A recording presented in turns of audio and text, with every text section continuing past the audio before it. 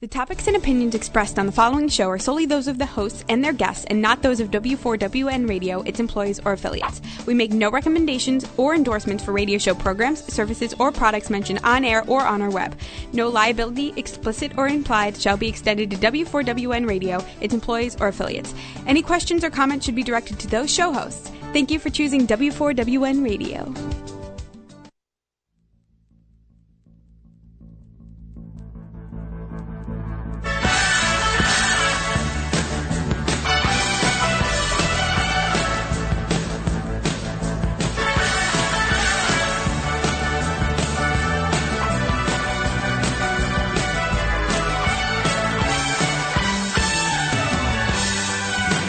Hello, everyone. You are listening to Susan Rich Talks Live with Anne-Marie Schutz, and I am your host, Susan Rich. I'm an expert writer and marketing strategist, and before we say hello to Anne-Marie, let me welcome you to today's show and the $1 Million Marketing Movement. For the first part of today, I'm going to be telling you about how to connect with your buying market. We'll talk about business and marketing strategies and how to write to sell.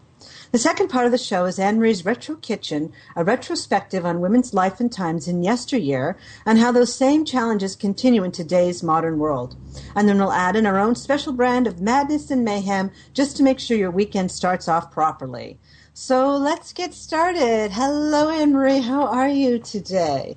I am definitely something. How are you today? You're definitely something? Yeah. I have a feeling. I just don't quite know what it is. How are you, Susan? How's your foot? How's my foot? Yeah. I have two of them. And they're good. fine. They allowed me to walk from the bedroom to the kitchen, to the office, to the show. So my feet work great. Okay. I was afraid you'd come back from the podiatrist yesterday without a foot. No. Okay.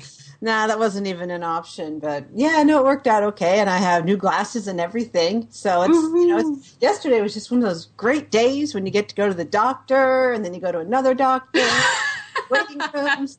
You've never had that happen before. Never, ever in my whole entire life. Never.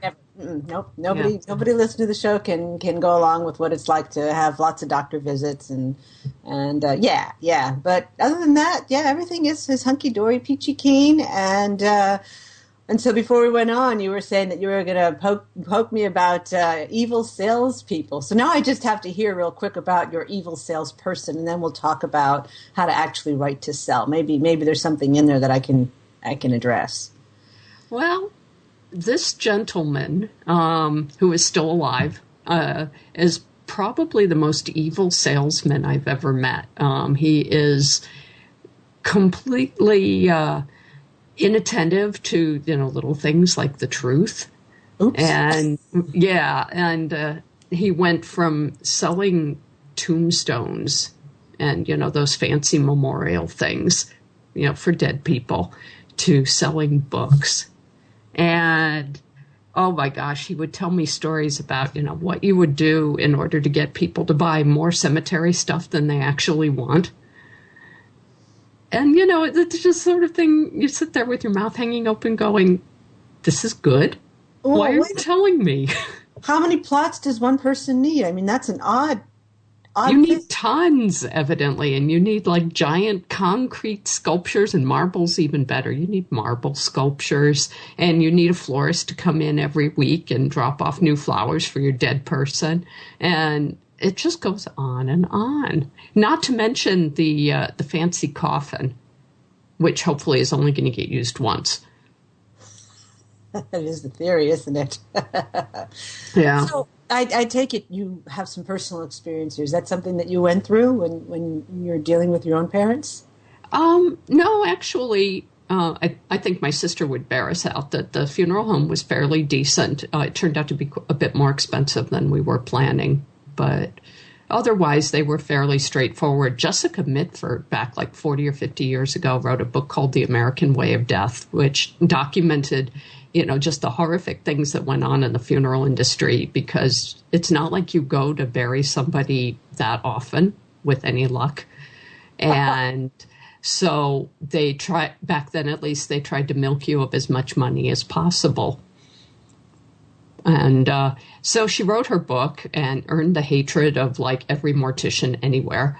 But, it did affect the industry, and there is some sort of standards now. But clearly by this guy that I used to know, they don't always abide by them. I guess, and I suppose we can just roll sideways for just a moment here, but the person's, the fancy coffin is for you. It's not for the deceased. Yeah, but it's not like you're going to sit there and look at it for weeks in your living room.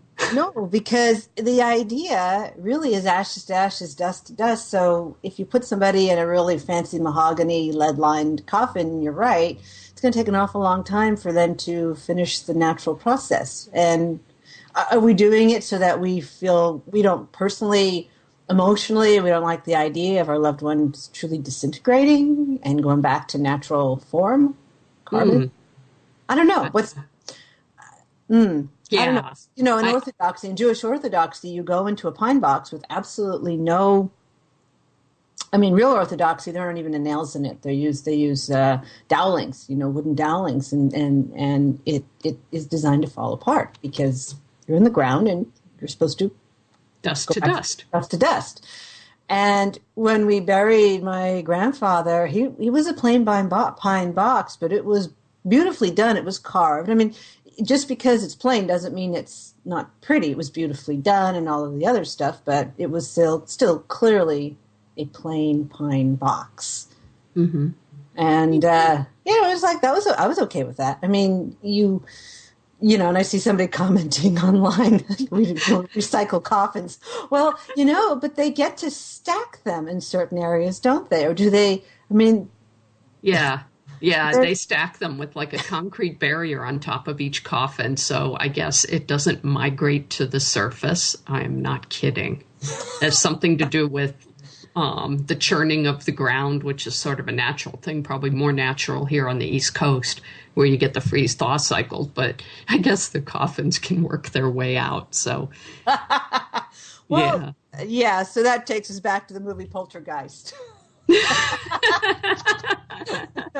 They built the housing development on in a sacred Indian burial ground, and then, of course, they just had to go totally sideways and make it into a really grotesque horror. Yeah, but yeah, but the whole idea is if you think about it, I admit I was new to this concept. Maybe a couple of years ago, it dawned on me that there isn't enough ground for all the people who have died and been buried. Therefore, they have to do something. Do they haul the coffin out and shake out the bones, or do they just stack them? I'm sorry, the image that just came. Well, I can't help it. I'm a writer. I'm visual. It's like, what do you do? Well, it's a lasting image. I'll give you that. Thank you. I worked on that one. Maybe we should talk about sales. Yeah. I don't know. For those folks writing for sales. Yes. So for those folks who have just tuned in or been listening for a few minutes, going, what is this? This is Susan and Anne-Marie in our opening madness mayhem shtick. We're going to stop the shtick right now and get into today's telecall topic, which is the psychology of sales. And if you'd like to call in and ask a question, please do so. Our number is 561-422-4365. And I've always wanted to say this, the phone lines are open. Woohoo! Okay, so last week I was talking about how to turn your two-dimensional market, which is your basic demographic pool, into a three-dimensional buying market. And you do that by applying the concept of the psychology of sales. Okay, so in other words, if I just identify people who might buy from me, that's just a target market. But in order for me to generate their interest and get them to take action, I have to somehow yank on their pain button. I guess press their pain button since it's not a chain. But anyway, I can yank your chain or I can press your button, but I can't really get you to take action unless I somehow identify what your pain is and then figure out a way to make sure that the pain you're having is so great you actually need to take care of it right now. So that's why the target market is one kind of a pool, and it can be very large. It should be, because that's a niche that you're dealing with. You just need to understand as a business owner that there's that sales cycle that we talked about that last week too. Marketing is information, sales is choice. It can take some time for people to roll through the cycle, to be ready to buy from you. So you always have to understand the message that you're creating. You'll catch the people in the most pain, and then other people, as they experience pain or are intrigued by what you're saying, will come closer to you and eventually do business with you. But that's why you have to understand the difference between your target market, which is just a giant demographic pool, and the buying market, which, okay, here's another weird analogy. I guess I've got death on the brain now. Thank you, Anne-Marie. Yeah, I'm like sorting this out with, people who are about to be dead and people who have a recently dead person in the family, and they're definitely having pain. Good, that helps. No, I'm thinking of it as winnowing out from a herd. So you've got, let's say, a lion, right? And there's a pack of gazelles. And so the lion, of course, is chasing the gazelles down the savannah. What he's trying to do is peel off the weak one, or the one that can't run away. Oh my God, Susan, this is getting worse and worse. Analogy in the foot, but basically what we're looking at is the herd of gazelle is the lion's demographic pool. That's where lunch is coming from, and he has to go find one that he can pull away from the pack and work on. Okay, well, we're not really going to kill our clients, okay, but the idea, okay. All right. Stop it. You're not fair. Yeah, this is a dignified marketing show. Okay, come on. I'll try. Okay. All right. Okay. So back. Mm-hmm. Let me dial it back to strategy 101. Okay, because we are in business because we have a product or a service we want to sell. The marketing is information, sales is choice, and the psychology of sales is part of the marketing strategy. Why this product? Why new? Why now? Why you? Okay. Okay. Comes down to words and messages. Comes down to the words that you apply to that condition. And it's really important. And this is a mistake that small business owners make, and even established businesses. It's a really common one. We tend to tell our story from our point of view, not our customer's point of view. And I see that all the time here. All the time. Mm-hmm. And yeah, people open a business and they think, I have always wanted a coffee shop here. That means everyone else wants one too. Mm-hmm. Guess what? No one else does. Exactly. You have to present the benefits, and you have to understand what is the need around it. And so when you set about the messaging, because if I have a business and I tell my story from my benefit-based point of view, it's because I need money. Mm-hmm. Ultimately, I need you to hire me because I need money. Well, that doesn't work. I need to actually promise you some kind of outcome, some kind of relief from the pain or frustration or challenge that you're experiencing either in your personal life or your business life. That's what comes down to the product or service that we're selling. That's why the idea is you have to understand what's going to motivate someone to come towards you with their checkbook in their hand. Okay. That's psychology. Mm-hmm. But it has to be benefit-based. So I'm not, if you want to use a retail example, I know there's a coffee shop in your town, there's a pizza parlor, and you have a very clear distinction there. If it's in the morning, I probably want coffee. If it's in the afternoon, evening, I might want pizza. If the pizza parlor decided that they wanted my business for breakfast, they would have to do some pretty fast talking, wouldn't they? Right, yes. Okay. Although people do like pizza for breakfast, it would take some convincing. Cold pizza, yeah, I know. But there they would have to say, pizza for breakfast has the following benefits. Here's all the food groups. Here's how you, Anne-Marie, will benefit by altering your morning routine, which is coffee and a donut at this shop, and you will somehow benefit by having a greasy sausage pizza for breakfast. Okay, if I can prove, because you're hungry, so your hunger is your pain. Your hunger is we all have a routine, so we have a morning idea here. So pizza. Okay. Anyway, that's the idea. If I can present the benefit of my service over something you're already doing, you might very well try my sausage pizza for breakfast. Yep. Or a calzone. If they wanted to get creative, they could actually make, like McDonald's does. You can take a pastry shell and put some eggs and hash browns or whatever you want in it. But, okay, so the benefit, the words, the message. So you have to understand what behavior does your client have right now, your target market have right now. Okay, what are they? Who are they? What are they doing? What are their needs? What is the benefit of what you offer? So you're trying to get them a form of behavior modification. You want them to stop doing this one thing, start doing something else, and they achieve that by hiring you. Okay, Okay. So that's becoming your buying market now. So there's psychology. Remember, there's emotions that have to come into this.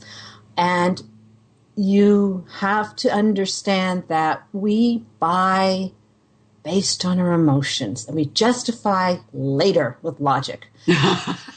Oh my God, that is so true, yes. So I totally needed those shoes. Oh, you totally needed those shoes. You needed, we do it with PCs, we do it with computers. How many of us have ended up with dogs or cats? Yeah, whether you bought it or not. But the thing is, we are the transactional process tends to be emotional first, and it's true with cars or clothes or shoes. And in an online business, you're also trying to get that. That's why there is the prevalence of get rich type schemes, because people need more money. They need relief from the pain. They've got a mortgage due. They've got kids to put through college. So if you can effectively communicate a relief from pain by pointing people at a business model that actually works, you have a lot of attention. But you have to understand that you have to touch the pain first. Okay? Okay. All right. Got it. And now, there's degrees of pain, because I use the word pain, and I don't want people to think, oh my gosh, pain like I need my wisdom torture teeth. Pain. Okay. Yeah. There's lots of different kinds of pain, and there's lots of different kinds of businesses. And so how this unfolds, there's two ideas. There's fear, uncertainty, doubt, called FUD, and there's needs. I'll never forget that. Thank you. Okay. FUD like fudge. Okay, FUD, fear, uncertainty, doubt, and then there's needs, wants, and desires. Okay. They ultimately mean the same thing. Okay, they're psychological concepts, but fear, uncertainty, doubt creates anxiety, right? Right. Okay, I'll give you a quick example. Every single dieting program you have ever seen is predicated on fear, uncertainty, doubt. If you're not thin, you're not lovable. Right. Okay, it's all that's all there is to it. No matter how nicely they phrase it, you are dealing with a woman's security issues and her lovability and her body type and all these things. That's fear, uncertainty, doubt. Needs, wants, and desires is really good for like the healthcare field. It's good for coaches. It's good for people who are trying to encourage people in personal development. You need, you want, you desire to live your best life. Okay. If I was in a car accident and I have chronic neck injuries, a chiropractor might say something like, "Wouldn't it be nice to experience relief from your neck pain?" Mm-hmm. Think of, and then they'll go the next step and make it very visual, because in order for you to be effective in the psychology of sales, you actually also have to grab all 5 of our senses. So then they'll say, "Wouldn't you like relief from your neck pain?" We all have neck pain at some point. Okay, yes, I would. It gets more powerful when the chiropractor goes on to show me, what does relief from my neck pain mean? It means I might go walking, I might be able to play with my grandkids. You know, what am I missing in my life because I have pain? Oh, and if it's long-term pain, you probably even stop thinking about what it could be like without it. Exactly. So, wow. So you have pain and pain. Okay, so we're dealing with, so chiropractor understands there's a physical pain. I'm going to release you from the pain. Your outcome, your true outcome that I'm selling you, I'm not just selling you relief from your neck pain, I'm selling you a better life. Yeah, I see. You're going to be happier. That's cool. Okay, that's the psychology of sales, okay, in a nutshell. So depending on your business, the nature of your business, you're going to be down the spectrum of needs, wants, and desire. You can be on the spectrum of fear, uncertainty, and doubt. Is there a hard line between the two? No, because I'm going to say something right now that is probably going to irritate a lot of people who love the law of attraction. Okay? All right. To me, the law of attraction, and okay, I get the law of attraction, so let me clarify. For the people who are using the law of attraction as a form of personal development, whether you think so or not, or agree with me or not, and you're entitled to call in right now, 561-422-4365, and tell me you don't agree with me, but you are positioning on fear, uncertainty, and doubt. Oh, I totally agree. You cannot be needs, wants, and desires, because what you're saying to people is, are you afraid you're not living your life properly? Are you afraid you're going to reach the end of your life full of regret? Are you afraid you're in the wrong work? You're in the wrong love. You're in the wrong life. You can phrase it as nicely as you want, so long as you understand that the underpinning of that message is fear, uncertainty, and doubt. We're anxious. We're terrified. We're having a midlife crisis. There is nothing more painful than that. So the people who use that, and it's interesting because it's quite a contrast. Because to me, the law of attraction comes down to the idea of what I call relentless positivity. Okay, there's like no room for negative thoughts, because if you think negative thoughts, negative things will happen. And that's the same positioning. You have, sure. It's negative. It's inherently, for me, it's like saying, I'm on a tightrope, don't look down because you'll fall. Okay, well, okay. Right. I won't look down, I won't look down, I won't look down. Splat. Right. I'm afraid. So you're trying to coach people to not be afraid and work with them to let go of their fear, but you can't get there unless you're willing to acknowledge that the fear is real and it's legitimate and it can be managed. And the reason why I'm even going down this path is I do work with a lot of coaches who deal with the law of attraction as a form of personal development, and they don't want to position this way. In fact, some of them don't want to talk about pain at all, and I'm like, I don't know what I could possibly write for you within my own toolbox or message creation if you're not willing to address the fact that if I've just lost my job, I've been laid off after 20 years, my kids are, this is me, one person, okay? Not me personally, but here's a person, here's a target market. I've just lost my job after 20 years, okay? I've been laid off. My kids are grown, okay? They're out of the house, so that distraction is gone. My marriage just fell apart. I found out that my husband has found another woman. I've had 3 major overhaul, horrible things happen, and I have to pick myself up and go forward. I'm in pain. If you can't help me acknowledge that those are legitimate, painful things that I'm going through, and you can help me address that and move forward, you're not going to make me your buying market. Oh, wow. Come towards me and show me that what I'm experiencing is legitimate. It's also finite. And your job as a salesperson or a coach, in this moment you're sales, you are using your language to use the psychology of sales, pull people towards you. You've got to prove that you can actually help me solve this problem. Help me get my life back on track, because I am terrified that my life is never going to be right again. And again, you can say that to me as nicely as possible, but you have to understand where the fear is, because you need me to choose you in a moment, in an emotional moment where I'm high, where I go, oh, right, Anne-Marie, you're going to help me fix everything. I'm giving you, your coaching fee. I'm signing up for your programs. I'm doing whatever it takes to get my life back on track, because I absolutely believe that you're the person who can help me. And that's how you move the target market towards becoming your buying market, because you've convinced me through your words, your images, connecting to my 5 senses, making me feel like you can help me. You now have my business. Wow. Oh, my God. I think it's pretty cool stuff, actually. Yeah, that is. And I have to think more about that, because, my mind just sort of jagged off on another thing. But, what is there besides the negative of fear, uncertainty, and doubt, and the positive of needs, wants, and desires, but other things would take you off the sales market, kind of, would remove you from being a target market. Mm-hmm. But anyway, I have to think more about that later. Has nothing to do with this. Yeah, and just to remind people, so we've got fear, uncertainty, doubt. That's the aggressive. That would be all the way to the left, let's say. And then needs, wants, and desires would be all the way to the right. Modern messaging, modern marketing tends to sit closer to needs, wants, and desires in terms of the expression, in terms of how people want to write about it. They don't want you to write negatively. Okay, this is what's so interesting about it, dealing with word choice. And I'm like, okay, I can do that. That's what I'm saying. I can, and any writer, really, you can play with that. There's got to be a business strategy attached to it, though. You have to understand that the psychology of sales is part of your strategy. Okay, so you have to understand which one are you, and then you can choose language, but you have to understand what is the true psychological driver. Now we get to put together the business strategy and the marketing strategy. It's actually going to connect you with people, and connect people with you. So let me give you another example. So when people buy solutions, so do you buy a box of nails or do you buy the dollhouse in your mind? Okay. Men will say, I buy the box of nails, because guys just throw this example through the window every single time, because guys like to buy nails and hammers and because it's, you never know when you need it. But a woman will say, what do I need the nails for? Oh, I need it for the dollhouse. And in their mind, they go and acquire the things that help them get the dollhouse. In their mind, they're thinking dollhouse, not thinking nails.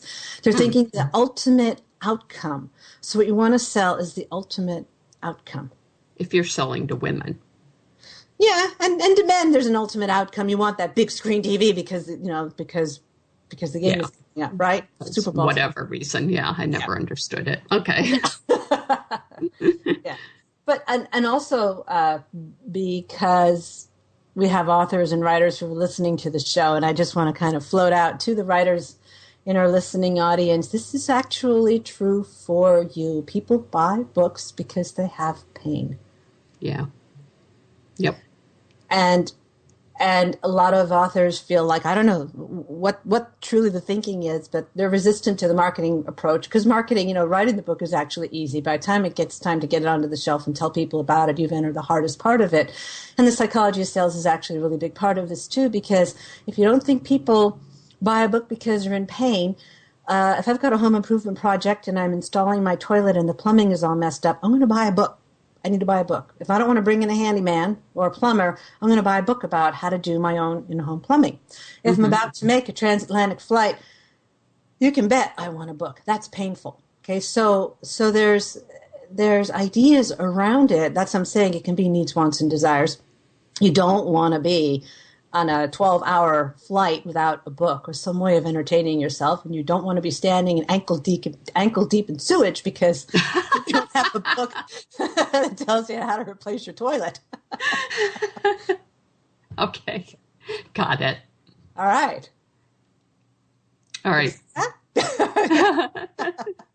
Yeah, all right. I got to get my mind out of the sewage. Talk about another example. I like it. Got away from the dead bodies. What else do you want from me? But I would say, if we do go back to that example, who you were talking about at the top of the show, that minister, that unethical guy, was in fear, uncertainty, and doubt, because people in grief are extremely vulnerable and they feel like somehow they owe it. Mm-hmm. And the person who's gone is gone. They don't know. So, but somehow they get really tangled up in those emotions, and that's how people can spend tens of thousands of dollars on a funeral, that's where the industry can become a little bit unethical, because it really should be, you're already in enough pain. And it's really, that's the kind of moment when I personally would have a hard time having a job where my job is to line my pockets based on your misery. Okay, that's kind of a whole other thing. And if you take that approach to it, you're going to get badmouthed on the show. And it's just distasteful and nasty, and you don't want to do that. No, it isn't. You can sell anything if you take the right psychological approach, and then there's the other pieces that people talk about. Are you being authentic? Are you being true to yourself? Are you being fair to your clients? And I think that's really a big part of it. And to that end, I believe that the law of attraction, if you're out there doing good and your heart is in the right place and you're trying to be fair to people, then it will work, and you will get clients. You will move from your target market to your buying market, and there will be happy endings all around. Yeah. Joy in abundance. That sounds good to me. That sounds very good to me too. So that's all I have to say about the psychology of sales. Okay. Right now, anyway. I was just thinking that I've spent the last week or so being pretty sick and lying on the sofa reading zombie books on my Kindle. My attitude being that I felt crappy, but the people who were being turned into zombies, they felt worse. So I was milking their pain totally. And it made you feel better? It made me feel better. That's interesting. Yeah, no, one of these was really good. It was about a guy who, zombies versus the Titanic. Zombies get loose on the Titanic and run around making more zombies, and that's why they hit an iceberg, and that's why the captain went down, because he was below decks shooting zombies. That's hilarious. That's hilarious. You know, we watched Grimm. It's on Tuesday nights now, which is just massively inconvenient, but we watched it. And then and for next week, they have zombies. So Grimm is fight with Essen and Grimm. They're going to fight zombies next week. And the thing that is so great about this show is that they started by jumping the shark. So it just doesn't matter anymore what they do. It's all out there. You know, you have to take your level of, suspend your level of disbelief so high, you might as well just throw it out the window. So when they started showing previews for next week's show, and they got zombies and the Grimm, and I was like, oh, this will be great. It might be on, it's just past bedtime Tuesday night, 10 to 11 o'clock. It's just hard when you get up early. But that one will probably be worth the lost sleep, I'm sure.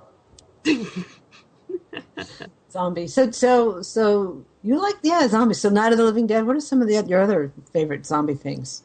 Well, I never realized before spending a week not sleeping that I had much interest in zombies, but a friend of mine loaned me her whole DVD collection of The Walking Dead, and I've been reading the zombie book, which, by the way, is called Deck Z, and I highly recommend it, especially if you're laid up and sick in the middle of the night. And I've totally lost my train of thought because I haven't slept in days. I know, and there is no connection between zombies and funeral and dead people. Oh, gosh, there's none at all. None on this particular show. This is not the death show. No. Okay. Someone in the chat room is saying Shaun of the Dead is a fun movie? Yeah. Oh, yeah, Joe and Dwin saw that. They said it was great.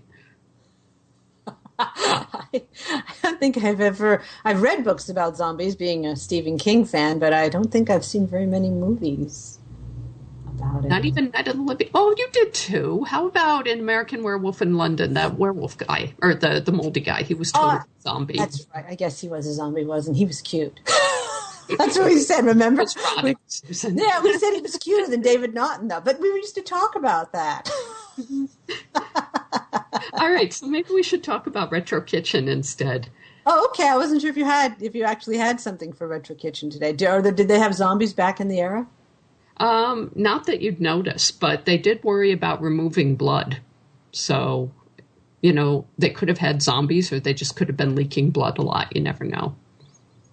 And you have a remedy for cleaning up leaking blood? Well, let's see. The best thing to do is to wash in cold water and then hang it out in the sun. Okay. Yep. So I have a question. It's funny you raised that. I have my favorite red sweater, cotton sweater, and I splashed Thai food on it, and I forgot to treat it. Okay, so then I pulled it out of to put it in the wash. I sprayed it then, but the stain had set and went through the dryer before I realized that. Is there anything you can do? I mean, it's the color of blood. It's a very red shirt, but is there anything you can do once the stain is set? Well, honestly, what I do is I keep like gallon jugs of Shout because I spill stuff on me all the time. And sometimes it goes through the wash and comes out the other end through the dryer and the stain is set. But if you spray it really well with Shout and then ball it up and leave it for a few days, you might need to go in and respray if it gets dry. And then you wash it on the very hottest water you can. And that might actually do it.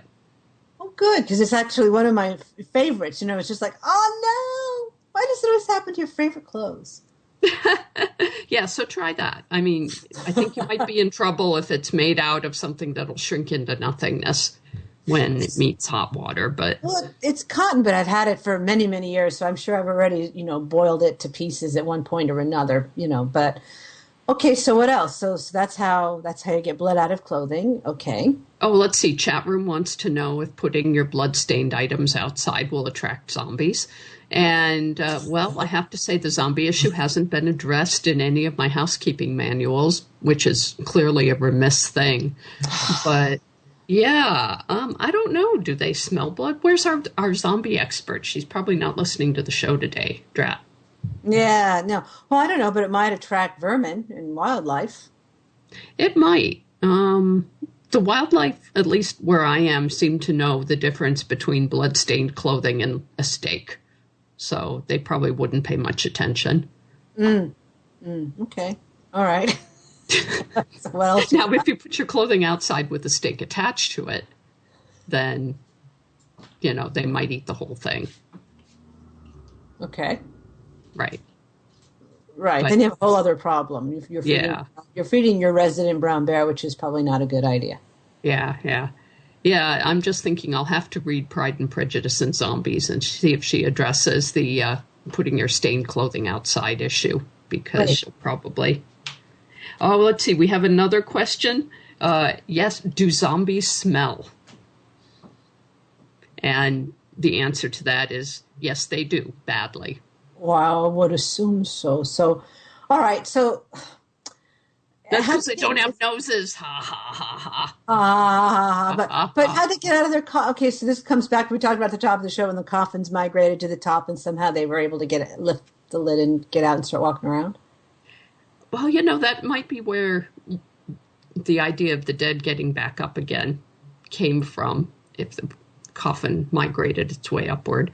Although I know the whole idea of being buried alive was something that folks obsessed about a lot hundreds of years ago because it occasionally happened.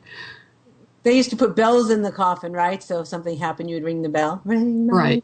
Yeah, and you'd have the wake for a week or so, which would give the dead person time to wake up if they were thinking about it. Okay. No, seriously. So, all right, now back in the chat room. I guess the chat room's more interested in this than the psychology of sales. What is the lifespan of a zombie? They live forever. They live forever, so it's like a vampire. Yeah, unless, somebody takes them apart, in which case that's the end. But, that works on vampires also. I think if their food supply ran out, I'm watching the chat now, if a zombie's food supply ran out, they'd just chew on themselves or they could eat other zombies. I don't think they're really particular. Oh, speaking of cannibalism. Oh my gosh, this is like totally retro kitchen. Okay, Susan? Okay. Yes. Jamestown. Did you see Jamestown was in the news lately?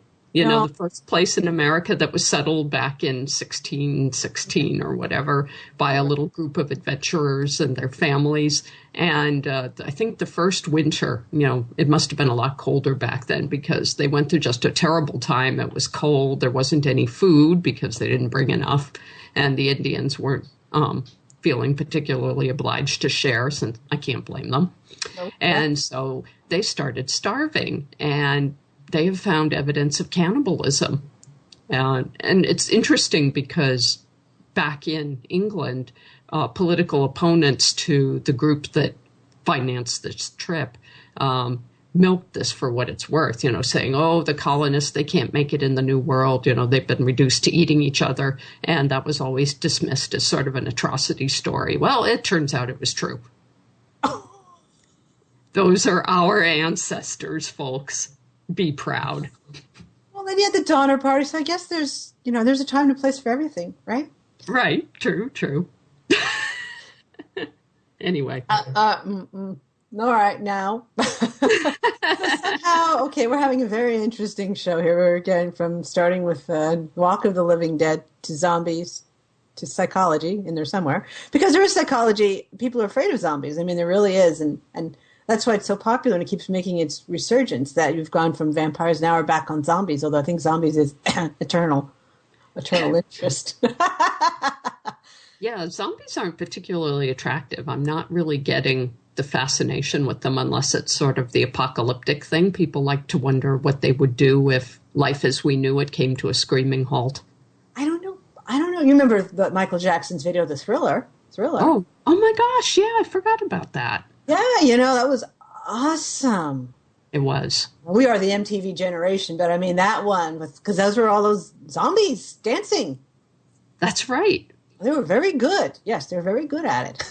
Was Michael Jackson a zombie? I don't remember. Yes, he was. He turns into a monster. And yeah, it's a story and a story and a story kind of a thing. Yes, it was great. So you're scaring somebody in the chat room now. You're going to give her nightmares. A zombie apocalypse. Okay, well, all right. So give us something else in Retro Kitchen, because that yesteryear era, that was always just sweetness and light. It was totally. And so let's see. I have household hints. Okay. Just choosing them at random. We don't get anything particular. This is like a nice, calm hint that will make everyone feel better. All kitchen supplies should be kept in glass jars, different sizes, each to themselves. Don't you all feel more relaxed now? Right? Oh, okay. Susan's asleep. Well, I'm visualizing baby food jars, mason jars. I mean, how many jars were available back then? Oh, I think you had all kinds. Because you buy stuff in jars. Okay. Unlike now. Plastic. Yeah. Let's see. Use these jars whenever practical in the ice box, especially by the way, that wasn't like a refrigerator. That was a box and it had some ice in it. Especially to keep fish, oysters, lettuce, or parsley. Yeah, fish. That's totally something I'm going to have lying around in the days before refrigeration. Ew. What do they call it? Guar. The Asians did that. They created their own fish sauce. Jar and the fermented stuff. Yeah. Yeah, I can't think of the word for it, but yeah, really nasty. Well, penniless parenting. I mean, if you want to know about all things fermentation, Penny has been going through a phase of fermenting stuff, and she has a blog, Penniless Parenting, and she actually made her own Thai-style fish sauce with fresh anchovies or whatever she had available. But she said it was really good. I mean, there's photos posted. It looks really abysmal, but, she's a brave woman. Okay, so I'm feeling calm and relaxed because I'm going to take everything out of the canisters that I have, the airtight plastic ones, and move them into jars, okay, when we get off the show, okay? All right, yeah, okay, do that jar thing. All right. Okay, you will find, this is a useful hint, that a half-worn whisk broom makes a good scrubbing brush for enamelware. You can't have a brand new whisk broom. You need one that's been kind of worn down. You're assuming I have a whisk broom. You don't have a whisk broom? You mean those straw things? Yeah, one of the straw things. No, I don't have one. I have a synthetic broom. Well, Modern America. Okay, I'm sending you a whisk broom because you need one so you can cut it down and use it to scrub your enamelware. When your whisk broom becomes worn, you take it and you trim it down to a stub. And, the amazing thing, I actually found a whisk broom like that here in the house when we moved in. Oh, my gosh. Somebody had followed this advice and probably scrubbed the enamelware with it. You could also probably use it on cast iron, come to think of it. You probably could, but I guess I'm guessing, Anne-Marie, that you have never seen a Swiffer commercial where the Swiffer replaces everything, and the woman puts her whisk broom in the closet, and it immediately falls in love with this Victorian-style doll. It's just so weird. Really? No, I haven't seen it. I'll have to look it up on YouTube. Yeah, it's probably should. That explains why I don't have a whisk broom and have a Swiffer. Okay, anyway. I will send you a whisk broom. You can clean it by scalding it in soapy water, and then rinse it in clear water. Okay. Yes, ma'am. All right. Let's see if you want. Oh, here's a good one. Should you get rust on any of your white clothing? Dissolve 5 cents worth of oxalic acid in about 3 teacups of warm rainwater, of which you have plenty because you're in Portland. Let it stand for 24 hours. If there are still acid crystals in the bottom of the bottle, you pour off the clear water and acid and just use that. Pour the liquid through a strainer. And be sure and put it all in the sun. If the stains do not disappear, then repeat it until they do. Be sure to thoroughly rinse the acid out immediately after the stain disappears. I mean, that's kind of a, well, duh thing, but do remember that because you don't want to get oxalic acid on you. And the writer of the book assures you it can use it on the finest fabric. But be sure and have it in the open air and in the sunlight. And should you have any ink spots, you can get rid of them the same way. There you go. Interesting. Yeah. Okay. Oh, here's a good one from back in the horrible old days when I did all our laundry by hand. This actually works. Should you need to wash your clothes by hand, because sometimes that happens, soak them overnight in cold water and pour in a tablespoon of ammonia. And I don't quite know why it works, but it makes the dirt come out easier. Well, that's interesting. When we were in Italy, we washed our clothes every night. Now, not the jeans, that was not feasible, but we washed our shirts and our undergarments and stuff and our socks. And quite frankly, I found the bidet was very helpful for that. But I wish I had. That might have been easier, because after a while, you can't quite release the odors from your clothing, because you don't have. All you could do was swish it. That was really the only thing you could possibly do. And so after 30 days, there's no amount of swishing and water and soap and water that really, helped. Well, you know what really actually does work well? Okay. You go to the store and you buy yourself a toilet plunger, and you are not going to use this in your toilet. You are going to save this for doing hand laundry. And I can just see bringing a toilet plunger to Italy. Somebody would stop you. But seriously, okay, you have a bucket filled with water, not to mention your tablespoon of ammonia and your suds and your clothing, and you go at it with the toilet plunger, and that works really well, and it gets the smell out. But that makes sense, because it's agitation.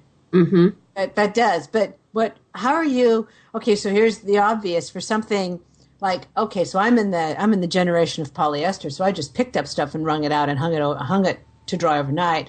But if you've got something heavy, how are you wringing it? It isn't easy.